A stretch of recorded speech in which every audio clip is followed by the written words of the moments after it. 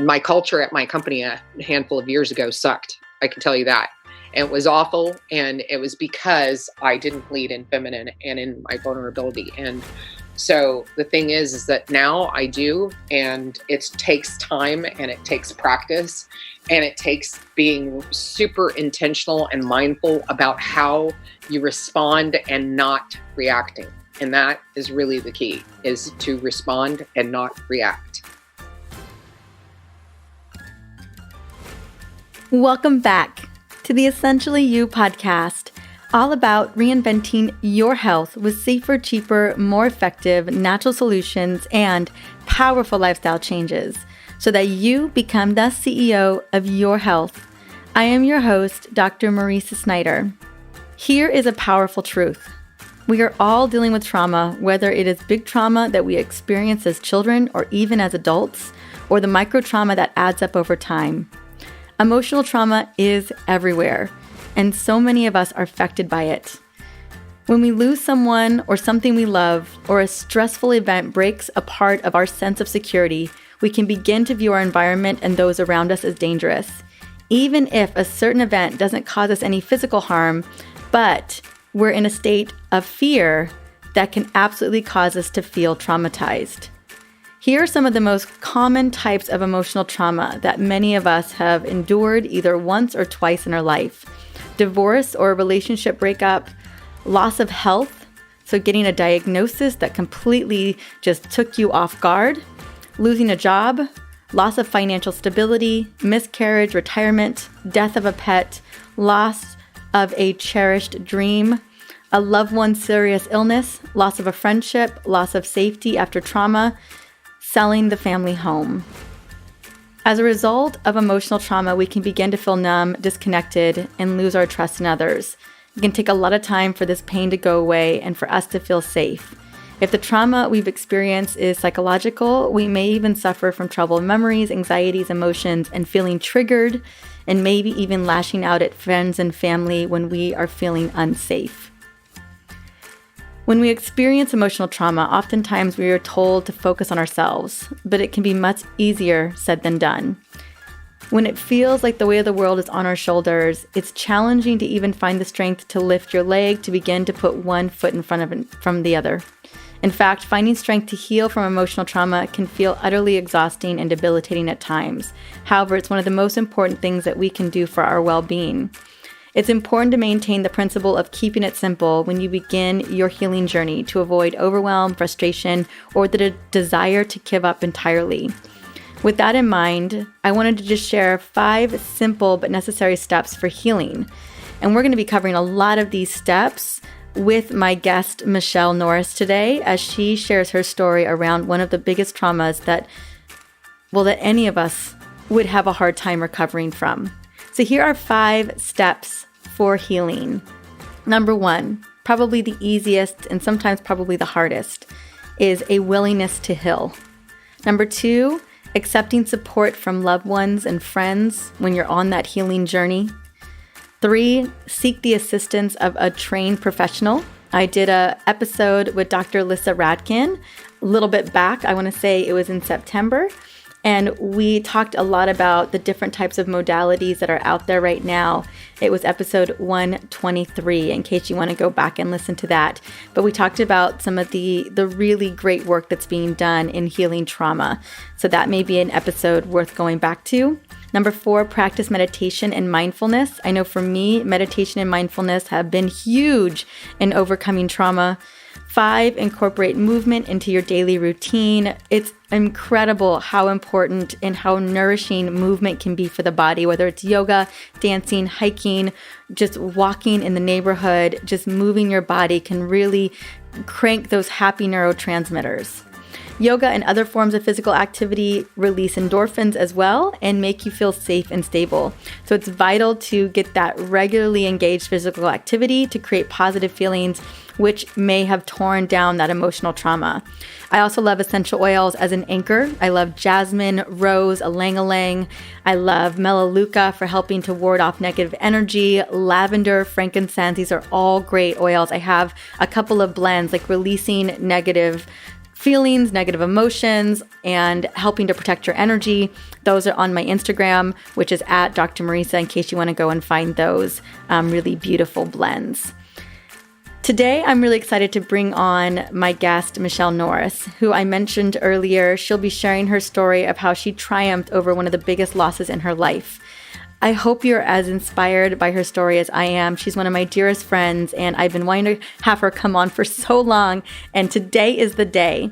Now, before we jump into this powerful conversation with Michelle, I just want to take a moment and celebrate you. One particular health rock star is Laura, and I'm excited to shout out her win that she shared on Instagram just a couple days ago. Dr. Marisa, your episode on optimizing your liver is exactly what I needed to hear.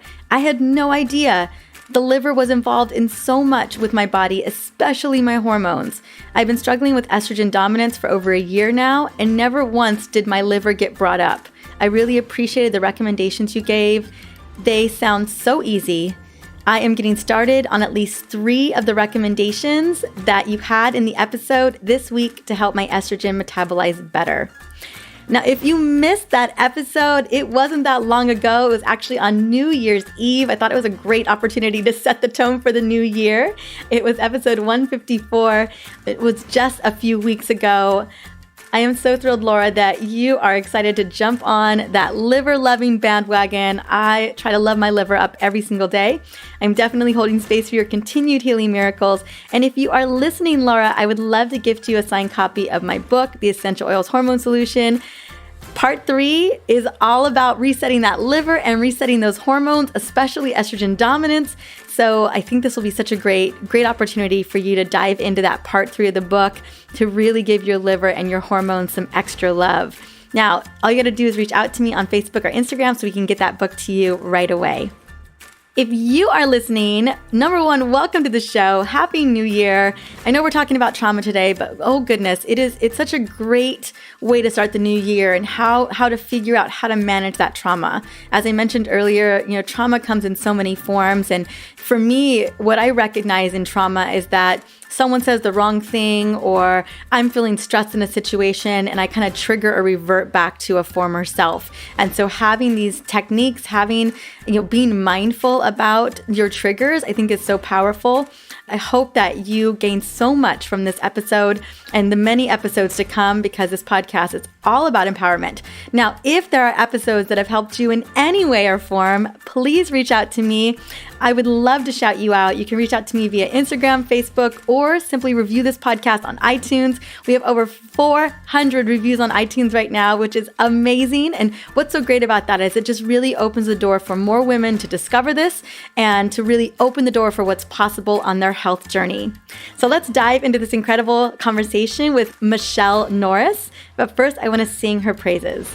Michelle is a former corporate warrior, trained chef, and multi-potential whose health issues and struggles with traditional medicine inspired her to upend the way the world tackles health, wellness, and prosperity. She is one of the biggest Paleo, most outspoken evangelists. She is the CEO of Paleo FX, which is the largest Paleo event in the world. She's a passionate speaker, motivator, and guiding light to those seeking a new path from a broken healthcare system and a disabled economic system. So join me in welcoming Michelle to the show.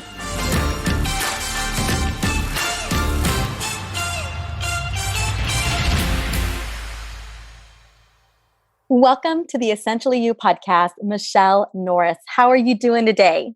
Fabulous. Thank you so much for having me.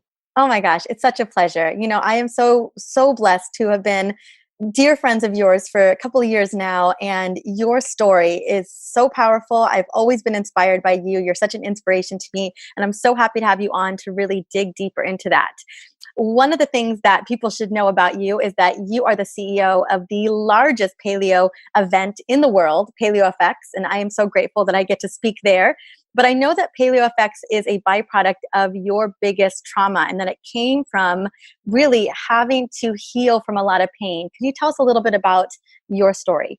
Yes. So May 2009, I'm planning an enormous party. It's going to be a big, huge celebration for my family. My daughter is graduating from college. She's first one in my family with a 4-year degree.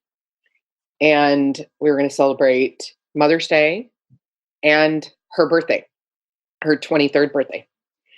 On her birthday, we ended up celebrating her life. She was killed 3 days before her birthday and 1 week before that college graduation when we had that party all planned.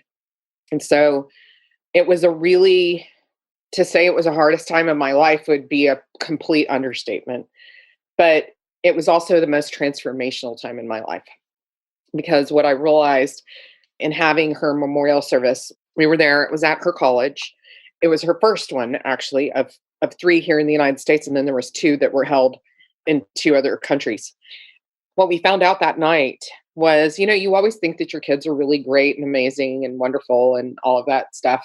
But we had really no idea how she had impacted the world. And so the evening of her memorial service, they had a receiving line for us, and we stood and received literally almost 700 people that were in attendance. I felt like just about every single person there had something to say to us. And what they were telling us was how Brittany had changed her life. And it was very specific and very profound. It was not topical or artificial. Or superficial. It was this: she changed my life because she said this. She changed my life because she did that. And we stood there really in awe and just totally shocked and very humbled, and realized that in this very short life she had impacted people all around the world, which is why there ended up being 2 other memorial services, one in Ireland and one in South Africa. She had just returned from a mission trip in South Africa. She had been there for 3.5 months. And there were people that were in South Africa from Ireland that were so impacted by her that they held a memorial service for her as well. Just kind of transpired was that Keith and I started talking, and we were like, we can't let this legacy die with her. We have to figure out how to carry it on. And Brittany was a very gifted and beautiful musician and singer. She was a music and worship ministry major and had planned to be a minister and work in the mission field. So she had gifts of prophecy, and she had gifts of, obviously music and singing and preaching. And she was amazing when she was in that element. I don't even know how to describe who she was and what she was like when she was in that space, but it was spectacular. And we started really thinking about it. How do we carry on this legacy when those are not our gifts? And after a while, we started, okay, well, we change the world with the gifts we have. And our gifts are health and wellness and fitness and food and nutrition. And so we decided that was the path that we were going to take to start helping people change their lives. And she was killed in 2009. And fast forward to 2011, we had an opportunity open up for us. We were in Los Angeles. We had attended the inaugural Ancestral Health Symposium, which for us, we believe is kind of like our sister symposium. It's kind of yin and yang. They are the theory and we are the practice of the Paleo world. And so when we were there, we were sitting literally on the runway at LAX, getting ready to fly home after the conference. And I'm, telling Keith, I really loved this conference. It was really great. I've been in event planning, by the way, for over 20 years at this point. And that's what you had done in the corporate world. Because at this time you were still a corporate warrior in a lot of ways. Yes, I was. We ended up leaving the corporate world behind. But yeah, so we started talking and we just realized, okay, I was telling Keith, well, what would be great is if they did this and they did that, like they had cooking demonstrations and workout demonstrations, and they did all of these things that would be considered more hands-on, kind of rubber meets the roads type of stuff. It would be the practice. And so Keith said, well, and the Ancestral Health Symposium is a decidedly academic conference, and we're obviously decidedly not. So Keith was like, well, it's an academic conference. I don't think that they're going to end up adopting any of that. And I was like, oh, that's true. And I was like, well, there should be a conference for that. And he said, well, I agree. And then he was like, well, maybe that's what we need to do. And so we, ended up deciding then that we wanted to look into doing the PaleoFX event. And by October, we had made the decision we were going to do it. And by March 14th, which happens to also be me and Keith's anniversary, we launched PaleoFX on March 14th, 2012. So we're going into our ninth year, to our ninth event, and we're super excited about what we have kind of ahead of us and what we have planned for the future. I love that in the process of just overcoming so much hurt and so much pain and so much loss, that you guys were able to create such a massive movement in a lot of ways. I want to go back a little bit, in those couple of years, not only recognizing how much Brittany had done in the world and not really understanding the impact that she had in the world, and wanting to continue that legacy and creating an impact in your own right. I know that so often we can get stuck when we're on a lot of struggle. What were some of the tools that you guys had? I mean, what I love about you and Keith, and for those of you, Keith is as Michelle's husband, who was there with her and throughout this whole process, and you guys have, your relationship and your marriage has just grown stronger. And earlier this year I had the opportunity to watch you guys get remarried, which was such a special opportunity and experience. It's so amazing. But tell me a little bit about, how was that for your marriage? How are you guys able to keep your marriage so strong? And also, what were things that you were able to do to kind of help heal? You never ever, you're always feeling that, right? You're always missing her, I'm Right. sure. Yeah, that's the thing about grief. You don't control it. It comes and goes. I always likened it to like the tide. Like there were days where the tide was low, and then there were days when the waves rolled in. And I just learned to ride the waves.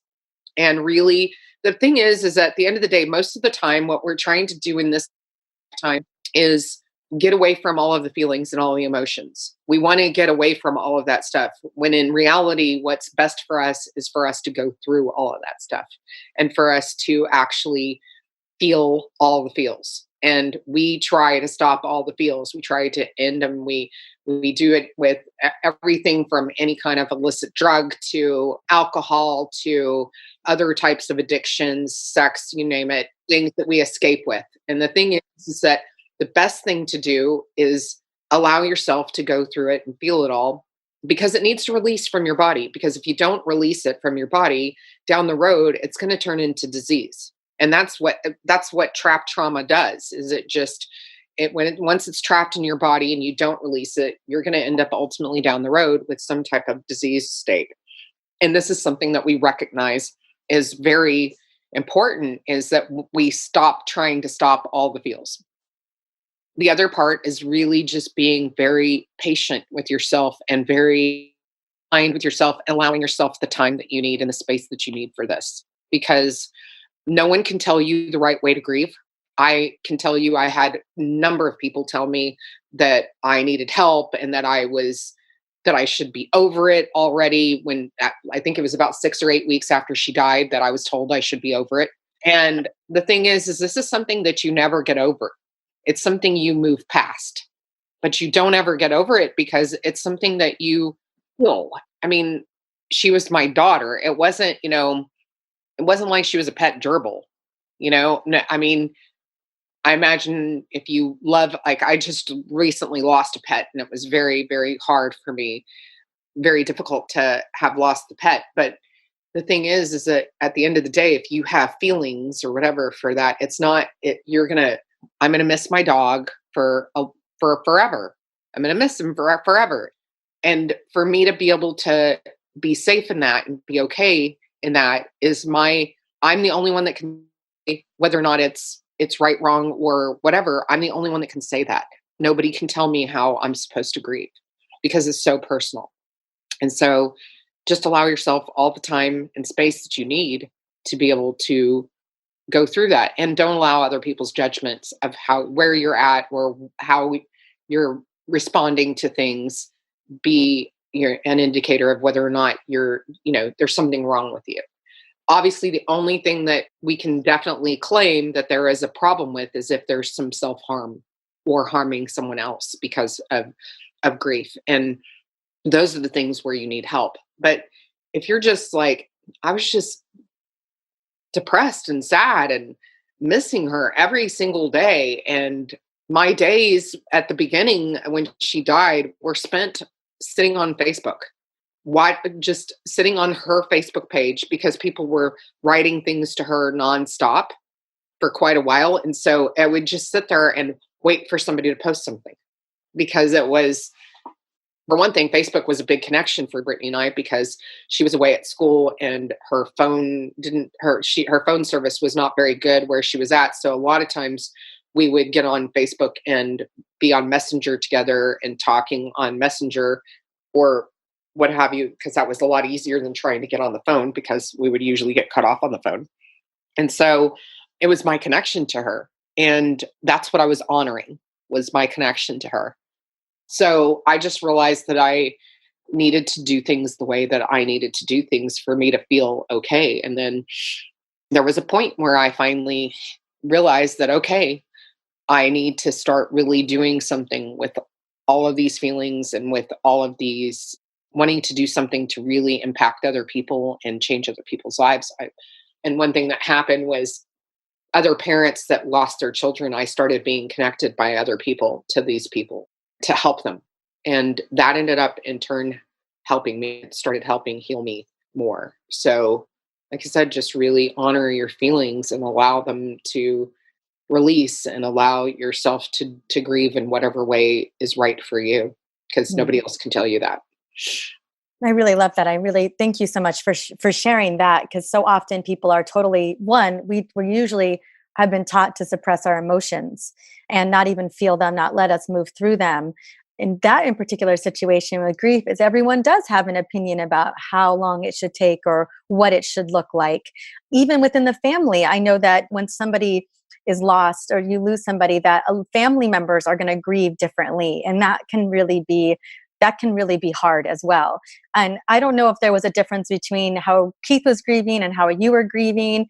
Did you guys feel really connected? I mean, so often I know that parents or that spouses, either they stay stronger or they end up growing apart depending on how they're managing their grief. Well, we definitely grieved in very different ways.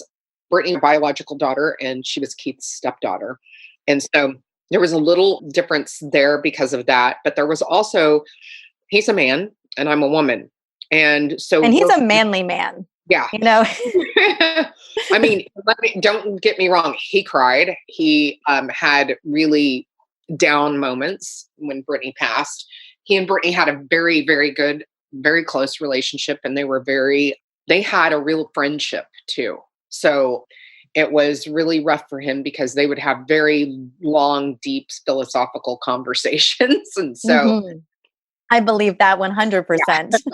Yeah. And so he really missed that, and he missed having that relationship. And so, yeah, we definitely grieved differently. I think we just supported each other in the way that we each grieved, and we just allowed that to be.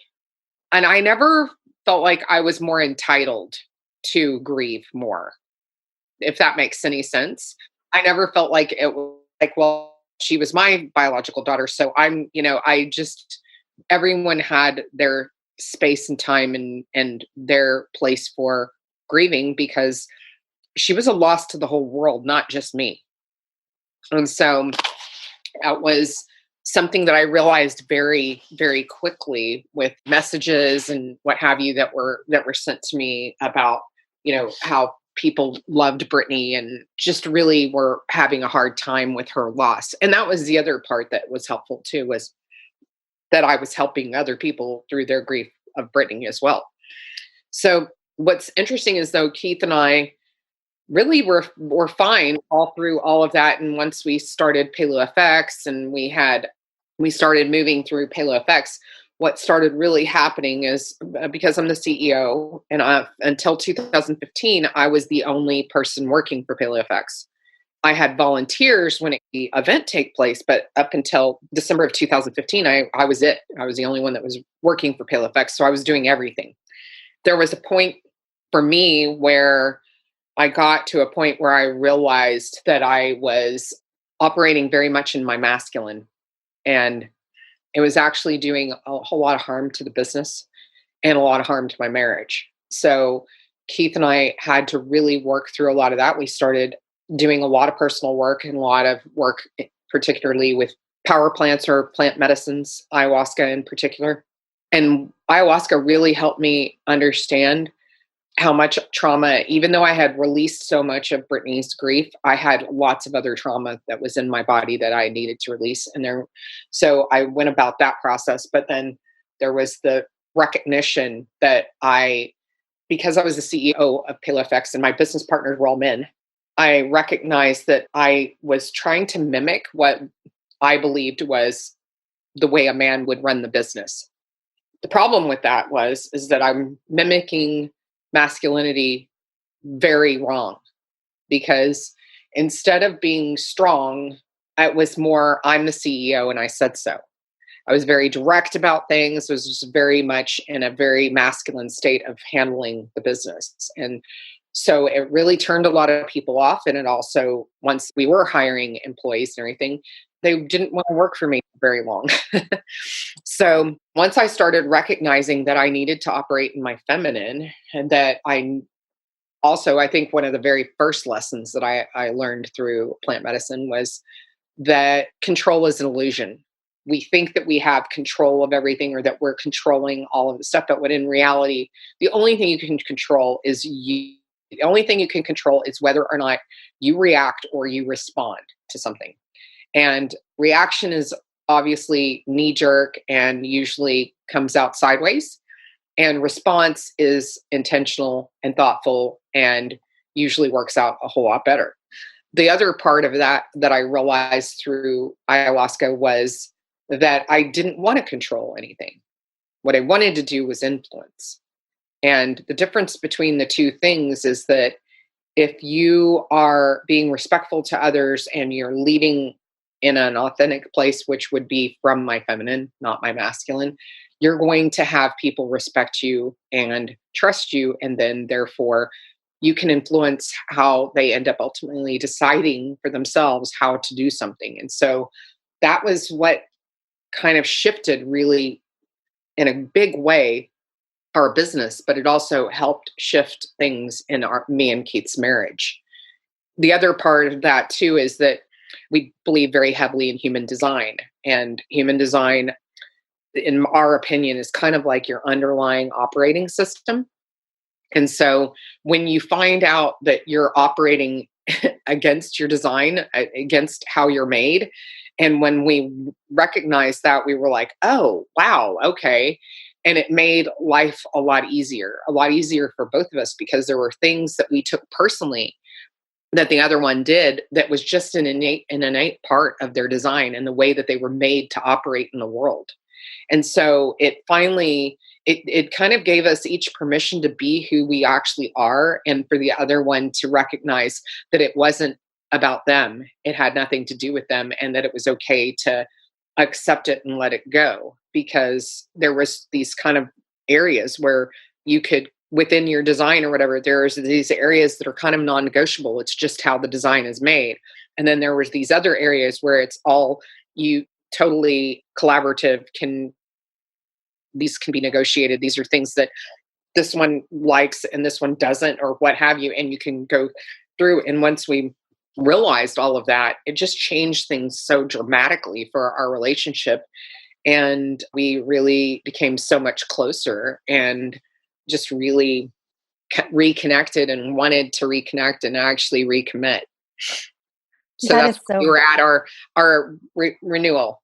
Yeah, that's the renewal. Absolutely. I want to talk a little bit about being, here we are kind of first couple generations where women are stepping into CEO roles, right? And not even, I'm talking about a CEO role of a kind of a cultural self-empowerment, movement, people really choosing how they want to take care of their bodies, people really thinking about, being very intentional about how they take care of their bodies, and you really opening the door for that pathway, bringing in these experts. That's a lot of responsibility, right? You can feel that in opening the door for people. But here we are as women, stepping into these companies. We see this vision, right? We want to do big in the world. And we don't really have a ton of female role models coming in really showing us how to do it in the feminine. Only thing we really ever seen. And my mom was a single mom when I was growing up. She's still kind of still single mom. She's been single for a minute. And what's really interesting is my mom has been in her masculine, for the most part, most of my life. I remember when I was 24 years old, I was a biochemist and my mom told me I needed to buy my first house because at the end of the day, even if I get married or I date some guy, I always have my own place to turn to. Like, you will always have your own thing. Like, that was just kind of the way, like, don't let anyone take any of your stuff. Like, you need to own your stuff. And so I grew up in this kind of very masculine way of thinking. So as I'm also the CEO of my business, and you know Alex very well. I know you love Alex to death. I adore Alex. Oh my gosh, such a He's one of sweetheart. my favorite people. I know.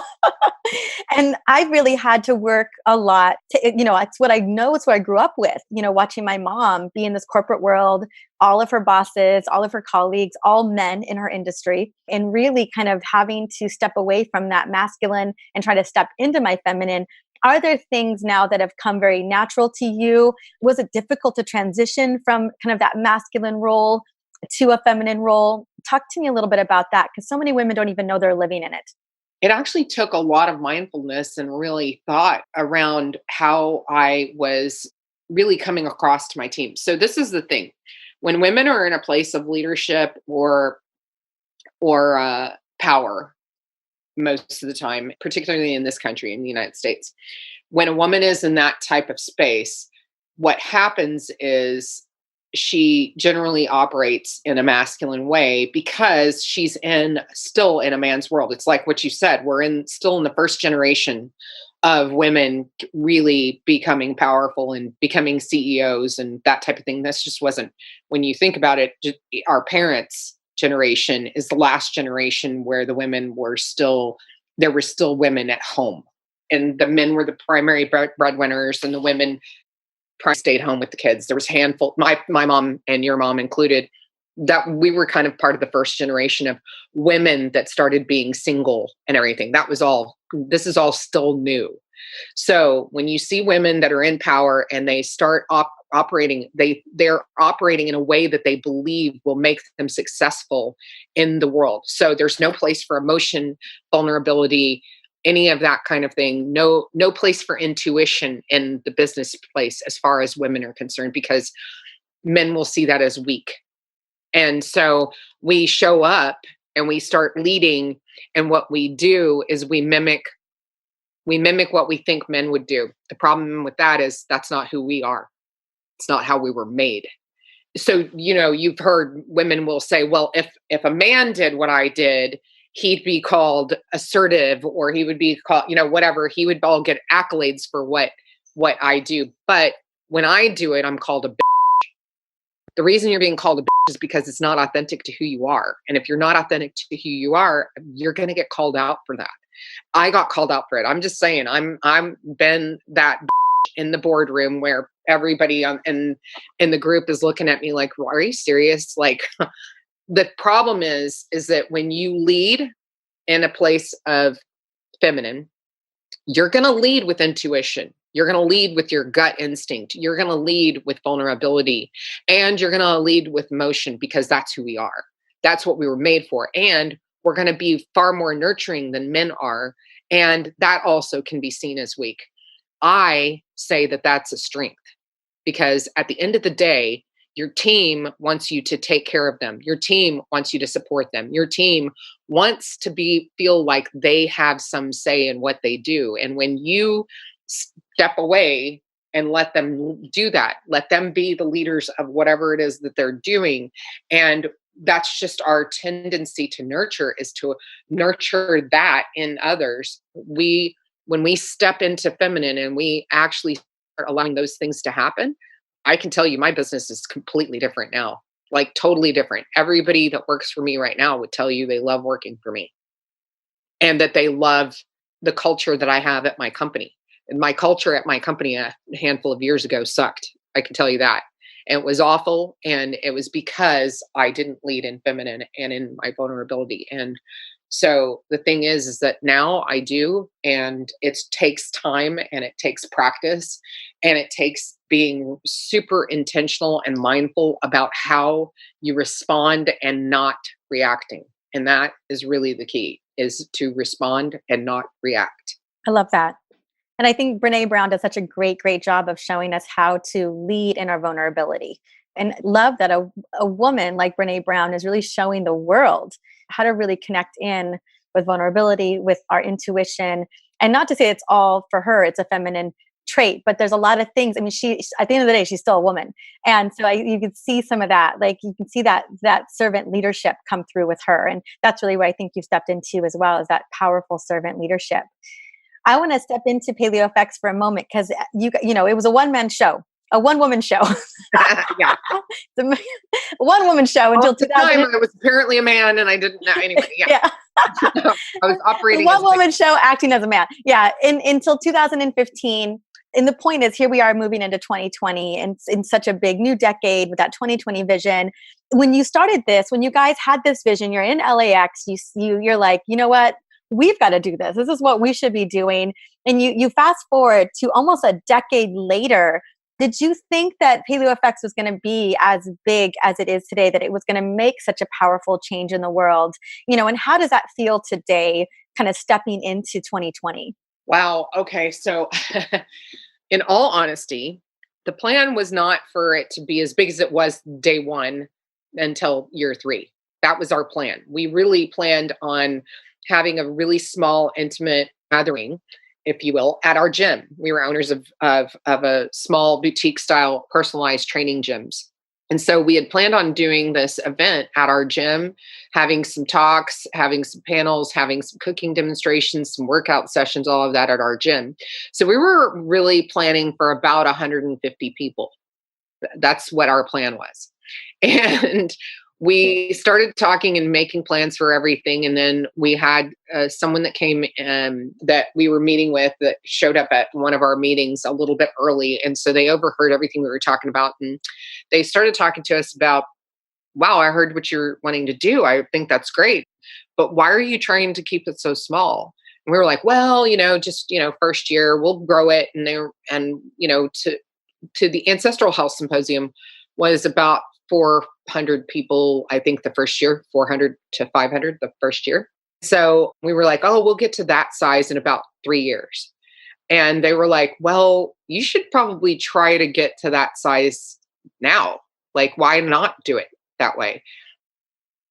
Like, well, bandwidth, I had a catering company at the time. We had the gyms, all of that stuff. So a lot of us just really didn't have a whole lot of bandwidth to do this. And so well, he said, well, you know what? I've got some time. I'd love to be involved and devote some time to this. And we're like, all right. So we made a decision to, go big.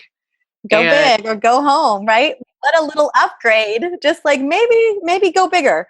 Yeah. So we did. And we had 600 people in attendance the first year. We are now, our total attendance was a little over 8,000 this last year, with the unique visitors being somewhere around 5,400. But our plan is to hit 10,000 this year. This is the thing, is that did I see it back then? No, not quite this big. I knew it would grow. I knew it would get bigger, but I didn't know that it would be this big and that we would have opportunities to go into other countries at this point. So that part kind of surprised me. But honestly, I don't think we're big enough. Because for anybody to go another day in a state of poor health or disease state, when most disease states can be prevented because just from lifestyle changes. And so for any person to go one more day without the possibility of changing that status is one day too many for me. So as far as I'm concerned, it's not big enough yet. And I don't know when it will be big enough, but I do know this is that I ultimately feel like people need to really, truly understand that the responsibility for your health is yours. You don't only just have that right, but it is your responsibility. You don't have to wait on a doctor to do that. You don't have to wait for some health practitioner to tell you. You don't have to do any of that. You aren't beholden to anybody. You can be your own citizen scientist and figure out what works best for you. And at the end of the day, that's in your best interest and it's in your control. You're the only one that can actually control all of that. And so when we turn over power of our health to another individual who does not have the same type of investment in who you are and in your life and in your health that you do, that's problematic. And for people to do that and they do it over and over and over again, is you really truly have the right and you have the responsibility to make your own medical and health decisions. The thing is like, JJ's story when Grant was hit by a car. The thing is if JJ had listened to the doctors and had done what the doctors told her to do, she would have been her son. And instead, she didn't listen to what they told her to do. She didn't listen at all to them. She did everything that she made the decisions for. And he's alive and well today. And the thing is that can be the case for so many people. The problem is that we just blindly follow doctors because we think that they know everything. And I adore you and you're a doctor, but you know that what I'm saying is so true, that so many people just get caught up. You're all still human. But at the end of the day, I know you love all of the people that you've helped and treated and everything, but you can't be their advocate for them. You just don't have that kind of time. And doctors just don't have that kind of time. And so the thing is that especially with the mandates that doctors have now, we're losing 168 doctors per day from our system. And because they're opting out because it's just too much. They're not getting to help people. That's not what they got in it for. All of the things that they're required to do to get paid, they're having to triple and quadruple book patients just to be able to cover their costs. And it's just, there's time in there for them to really be up to date on what's actually happening with you specifically. So my intention is for Paleo Effects to be huge and to be global. Well, we need it so much. And what I love everything that you just said. And this is literally what this podcast represents, is becoming the CEO of your health, that we have to take personal responsibility, that we've got to, because so often we're being, especially, this is a mostly women podcast. I just want to take a moment and say how in such awe I always am of women. I'm always so blown away by women and what we're capable of doing. And, so often we're just dismissed. We're dismissed in the medical system. We're misdiagnosed. We're mistreated. And we have the ability, once we get the knowledge, to make really powerful, really important decisions around our health and wellness. And that's exactly what this event is putting the right practitioners, experts in front of us so that we are armed with that information so that we can make intelligent decisions about our health and wellness. And I just want to say that you're absolutely right. This needs to be, yes. Anything else you want to leave us with, Michelle? And then tell us where we can find you, girl, and where we can plug into Paleo FX, all of that. Awesome. Well, I just want to say that so many people think, well, I'm too old. I'm already this far gone. I'm blah, blah, blah, blah, blah, whatever. There's no such thing. So do not delay. Begin transforming your health, your life, everything today. Don't wait. Tomorrow, everybody puts it off till tomorrow or to Monday or to whatever. And in all honesty, it's not too late to start, and no one's promised tomorrow.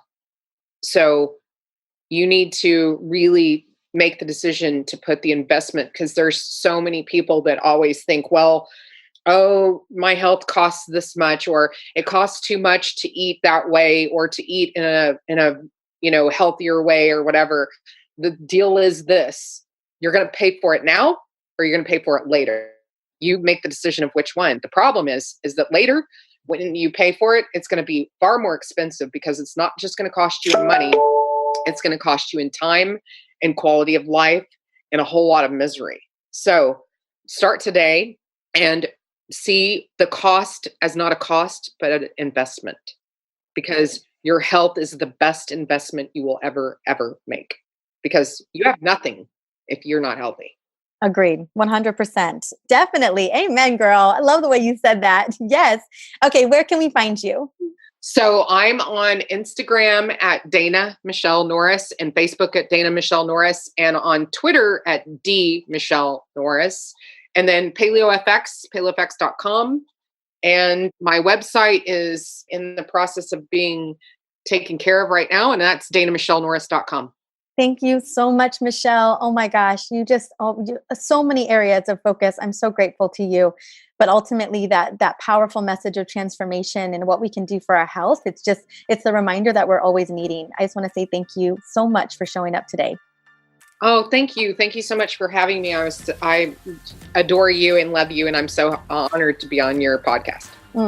Same here, honey. Love you. Love you. What a story and a journey. I can't imagine what Michelle's life would have been if she had not listened to that inner pilot and inner wisdom while she was healing from the death of her daughter. You know, so often a lot of opinions about how we should manage trauma or heal from trauma is out there, and we just have to listen to our gut and just work through that process. And I love that Michelle has given us permission to do that. Our inner wisdom and intuition is the best tool that we have for tuning into our body and our calling. It's not a voice we listen to enough, and Michelle is clearly aware of that, and I'm so glad she shared that beautiful gift with us today. Now, if you are feeling inspired by Michelle's mission and you are like, I want to check out this amazing Paleo FX event, the conference takes place in Austin, Texas in April this year. I will personally be speaking there again. I'm so excited. I'm going to be talking about hormones and root causes and all the things I love to talk about here on this podcast. Other functional practitioners who have been featured here on this podcast will also be there because Michelle and Keith, her husband, they curate some of the most incredible up-to-date information when it comes to functional medicine. And so it's such a great event. Not only do you get a lot of inspiration around food and eating, but you also get a lot of inspiration around functional health and healthcare. Now, Michelle has given me a link for 25% off to attend the event, which I think is just absolutely amazing. This will be my third year going with Alex, and we absolutely love it. It's one of my favorite conferences because, again, of all that health-related content, some of my favorite functional experts in the world are going to be there, and this year is going to be no different. So if you want to go check it out, you want to get that 20% off to come see me in Austin, Texas, which, by the way, is such a cool city in April. It's not too hot. It's a lot of fun activity. Again, we have fun every time we go. The link will be in the show notes for episode 158 or on my website as well at drmarisa.com/podcast. Thank you so much for stopping by and listening into the Essentially You podcast. On this upcoming episode, I'm bringing on one of my dearest friends, Dr. Rita Marie Lascauzo, and we're going to be speaking into how to jumpstart your energy and shrink your waist by optimizing your blood sugar. And let me tell you, your liver has everything to do with blood sugar. I'm so excited that we're going to dive into that connection as well in the episode. Until then, have an amazing day.